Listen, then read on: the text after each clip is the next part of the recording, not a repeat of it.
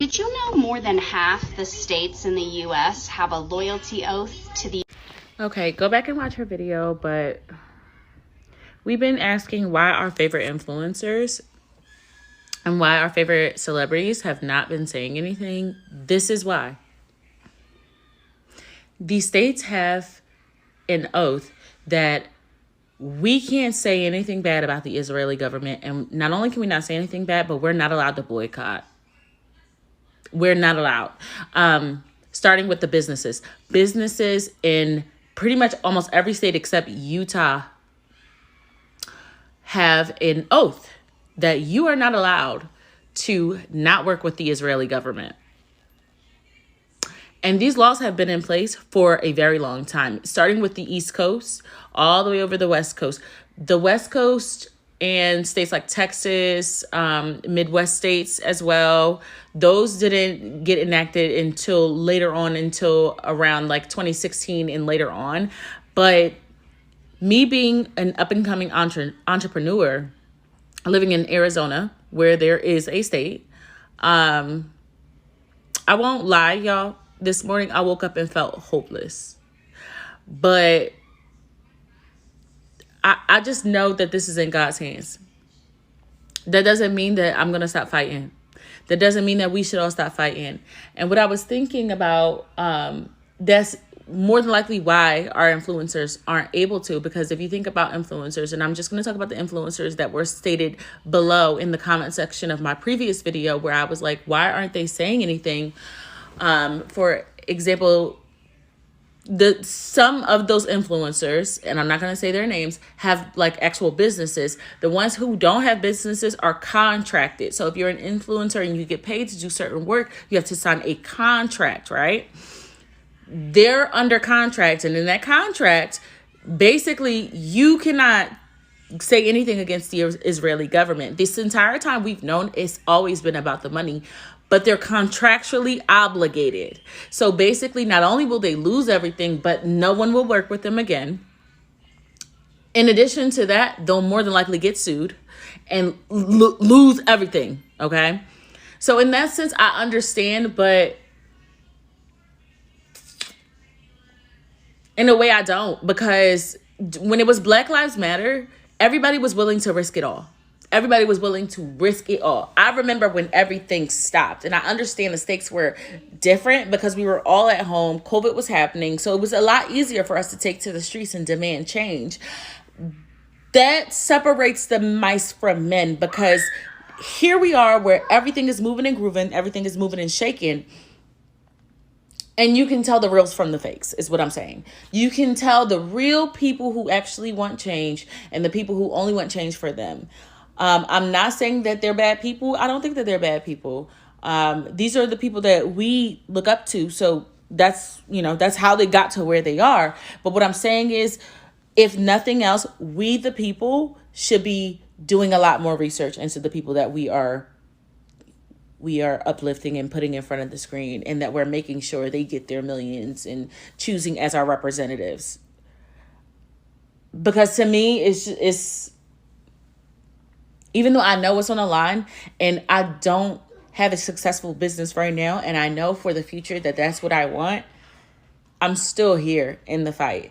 And my heart is breaking because I feel like my hands are tied, because that's who I'm an entrepreneur. I want to help Black women, and I want to educate Black women about their hair and like how to take care of their hair, because during colonial times, they would shave our heads as a means to demoralize us and demean us and break us down and turn us into like the ugliest form of who we could be, which is where the actual thing where, bald head, skidoo-doo-doo, she ain't got no hair in the middle. The rumor where everyone thinks that Black women are bald head or they don't have beautiful hair. It's false. So I wanted to debunk that with my company. Now, I obviously have to tread lightly, but I'm not going to.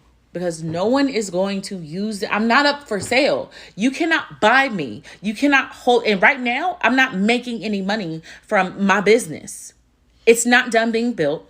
I haven't gotten any revenue from it. So as far as I'm concerned, you don't have me contractually obligated. I'm good. I can do whatever I want to do. If I say it, and even if I was contractually obligated, who's to say that I wouldn't give it all up? Because what you're not understanding is by not speaking up, there is no future for any of us. Babe, we're black. We're at the bottom of the totem pole.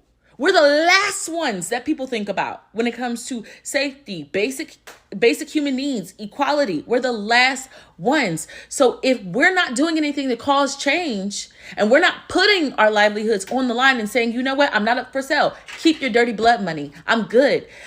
Huda Beauty is the one with the, it's still throwing me off. Huda is the one with, she's smart enough to say, keep your blood money. Huda is the one with common sense right now. I'm so confused. But at the same time, like I said, I'm not judging. I understand now. I have a clear and deeper understanding. I needed to come back and alert you guys and let you know, like, okay, we can lay up off the celebrities because the line's been drawn in the sand and they've chosen to keep their money. And I understand. They worked hard for their careers, you know, and I wouldn't want anyone to choose to throw their whole livelihoods away that they worked so hard for if they don't, you know, some people ain't cut like that. So I understand that. So to whoever I offended, whatever celebrities I offended, I apologize if I offended you, but the principle is still the same. I still feel the same way. I still feel like, no thanks. You know, I'm good. Like I said, I'm not for sale. There's no amount of money that you can give me that'll make me look the other way. Because when I look at what's going on, I don't feel comfortable keeping my mouth closed, tucking my baby in at night, knowing that someone's burying their baby and holding their baby for the last time. I don't feel I don't feel right cashing out or taking money from anybody who's supporting killing kids, killing people who have done absolutely nothing wrong.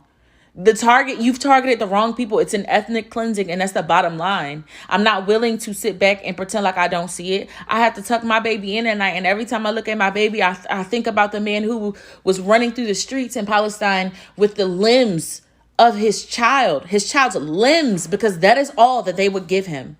The limbs, not even his child's full body, just his child's limbs. And he was excited that he even got his child's limbs back so he could lay his child's soul to rest. It just does not make sense to me as an individual, as an entrepreneur, and as a mother. It does not make sense to me. My womb aches, my heart aches, and I'm trying my hardest to keep our vibrations high, which is why I've created that funny content in a way so that our community could understand. But as of right now, the respect is gone.